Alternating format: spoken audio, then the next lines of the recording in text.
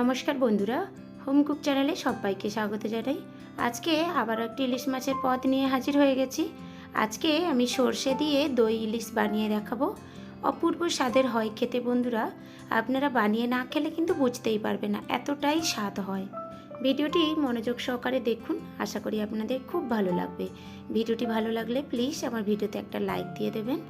লাইকটা দিলে আমার ভিডিও বানানোর আগ্রহটা আরও বাড়ে, আর সাথে কিন্তু খুবই ভালো লাগে। আর যদি খুব বেশি ভালো লেগে থাকে তাহলে আমার চ্যানেলটিকে সাবস্ক্রাইব করে আমার পাশে থাকার অনুরোধ রইল।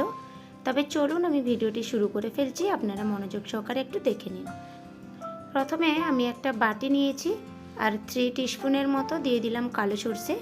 আমি এখানে কালো সর্ষে নিয়েছি, আপনারা কালো সর্ষের পরিবর্তে হলদে সর্ষেও কিন্তু নিতে পারেন, বা কালো সর্ষে হলদে সর্ষে দুটোই হাফ হাফ করে নিয়ে নিতে পারেন।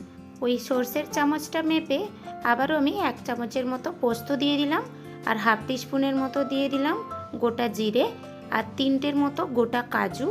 কাজু না থাকলে আপনারা নাও দিতে পারেন, কাজু দিলে স্বাদটা খুব ভালো আসে, তার জন্য আমি দিলাম। কাজুর পরিবর্তে আপনারা চিনেবাদামও 2-4টে দিতে পারেন।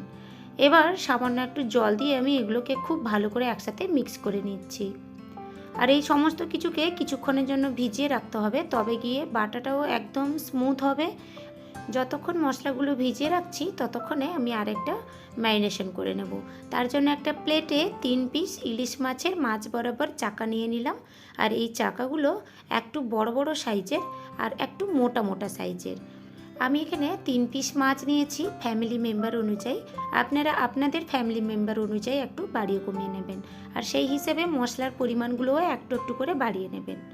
এবার আমি সামান্য একটু হলুদ গুঁড়ো দিয়ে দিলাম, আর দিয়ে দিলাম স্বাদ মতো লবণ। এবার এগুলোকে আমি মাছের গায়ে খুব ভালো করে একটু লাগিয়ে নেব। এই দই ইলিশের রেসিপিটা গরম ভাতের সাথে এতটাই অপূর্ব লাগে বন্ধুরা, আপনারা প্লিজ একবার বানিয়ে অবশ্যই দেখুন, আশা করি আপনাদের খুব ভালো লাগবে।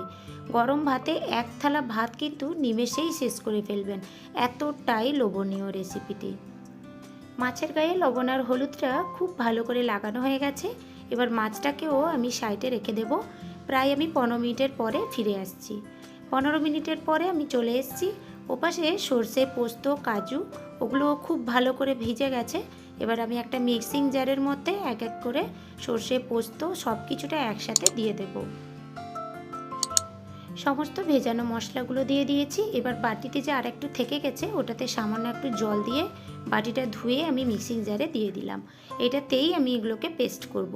আর দিয়ে দিলাম স্বাদ মতো কাঁচা লঙ্কা, এটা আপনারা আপনাদের স্বাদ অনুযায়ী দেবেন। আর দিলাম 100 গ্রামের মতো ফেটানো টক দই।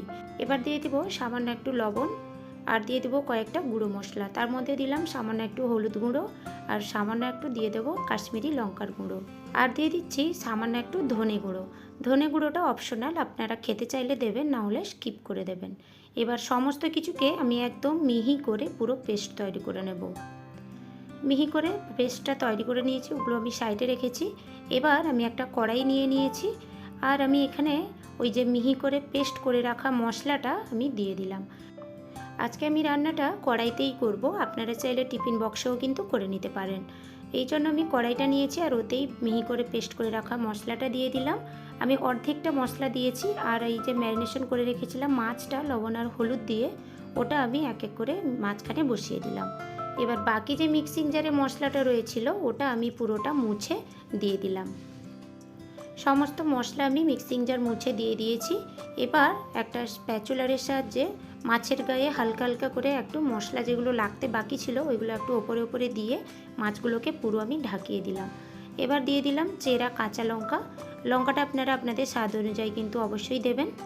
আর ইলিশ মাছ মানেই কিন্তু সর্ষের তেল দিলেই ইলিশ মাছের টেস্টটা অপূর্ব আসে। আমি তেলটা চারিদিকে একটু ঘুরিয়ে ঘুরিয়ে দিয়ে দিলাম, আর দিয়ে দেবো ওপর থেকে স্বাদ মতো একটু লবণ। লবণটা আমি প্রথমেও মাছ মাখানোতে দিয়েছি, আর মশলাটাও বাটার সময়ও অল্প একটু দিয়েছিলাম, তো তার জন্য আপনারা একটু বুঝে লবণটা অ্যাড করবেন। আর দিয়ে দিলাম 1-3 টিস্পুনের মতো চিনি। চিনিটা অপশনাল, আপনারা খেতে চাইলে দেবেন, না হলে স্কিপ করে দেবেন। কিন্তু চিনি দিলে একটু টেস্টটা ভালো আসে, যেহেতু দই রয়েছে চিনিটা দেওয়ার ফলে টেস্টটা একটু ব্যালেন্স হয়ে যাবে। আর দিয়ে দিলাম সামান্য একটু কালো জিরে, আর দিয়ে দিচ্ছি আমি এখানে কিছুটা পরিমাণ পেঁয়াজ বাটা। পেঁয়াজকে আমি একদম জল করে বেটে রেখেছিলাম, ওটা আমি দিয়ে দিলাম। সমস্ত মশলা আমার দেওয়া হয়ে গেছে।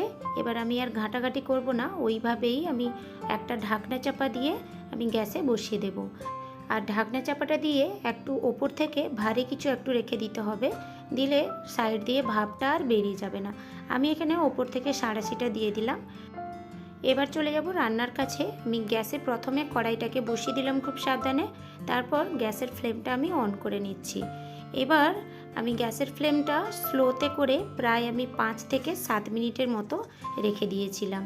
5 থেকে 7 মিনিট হওয়ার পরে আমি ঢাকনাটা এবার খুলে নিচ্ছি। প্রথমে সাঁড়াশিটা সরিয়ে খুব সাবধানে আমি ঢাকনাটা খুলে নিচ্ছি। সাবধানে আমি ঢাকনাটা খুলে নিয়েছি। রেসিপিটি আমার প্রায় রেডি হয়ে গেছে। তার আগে হালকা একটু নেড়ে চেড়ে আমি একটু চেক করে নেব।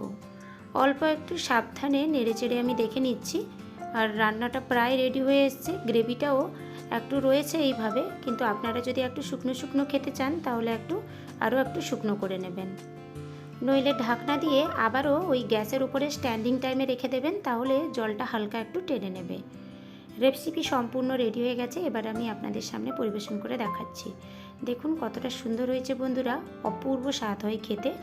এইভাবে রেসিপিটি বানিয়ে গরম গরম ভাতের সাথে একটু খেয়ে দেখবেন, অপূর্ব স্বাদ লাগে খেতে।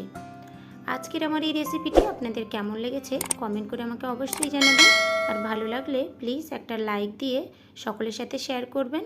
তবে আজকের মতো এই পর্যন্তই। দেখা হবে আবার একটা নতুন কোনো রেসিপির সাথে।